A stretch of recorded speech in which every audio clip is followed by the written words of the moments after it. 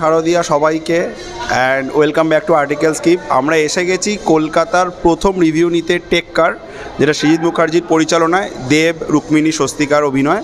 চলুন শুনে নিই দর্শকরা কী বলছে সিনেমা সম্পর্কে। How was the film? ভালো হয়েছে মোটামুটি, তবে লাস্টের দিকে টুইস্টটা দিয়ে ভালো করেছে, মানে বোরিংই চলছিল মোটামুটি। শুরুটা প্রেডিক্টেবল ছিল, বাট লাস্ট মানের মধ্যে দশম অবতারে যেরকম শেষ 15 মিনিটে একটা আনএক্সপেক্টেড টুইস্ট এসছে, ওরকমই একটা আনএক্সপেক্টেড টুইস্ট আছে। বাকি আর কিছু বলছি না। Overall must watch film.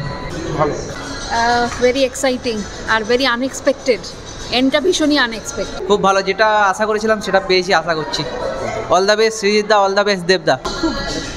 খুব ভালো। সৃজিতদার সিনেমা বলে ফার্স্ট ডে এসেছিলাম আমরা, তো অ্যাজ ইউজুয়াল সৃজিতদার সিনেমা, থ্রিলার। দেব এবং স্বস্তিকা দুজনেই খুব ভালো অ্যাক্টিং করেছেন, তো সিনেমাটা খুবই ভালো লেগেছে, এনগেজিং থ্রু আউট। আর এন্ডে যেরকম সৃজিতদার সিনেমায় টুইস্ট থাকে সেরকম টুইস্ট আছে, তো ভালো লেগেছে ওভার। ফ্যান্টাস্টিক। সেকেন্ড হাফ অনেক বেটার ফার্স্ট হাফের তুলনায়। টুইস্ট পয়েন্টটা কেউ প্লিজ যারা দেখছেনও শেয়ার করবেন না, আপনারা দেখতে আসুন টেক্কা। টুইস্ট পয়েন্টটাতে আপনারা একটু ধাক্কা খাবেন। দ্বিতীয় পুরুষে যে টুইস্টগুলো ছিল, এটাতেও মানে যে টুইস্টটা আছে যে সিনেমাতে, মানে মারাত্মক। তার আগে পর্যন্ত ধরা ছিল কেউ বুঝতে পারবে না। খুব দারুণ চুই। আর কার অভিনয় সব থেকে বেশি? দেব। দেবের অভিনয় কেমন?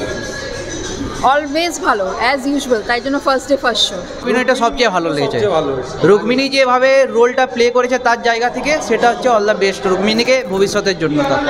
কার অভিনয় সব থেকে সেরা?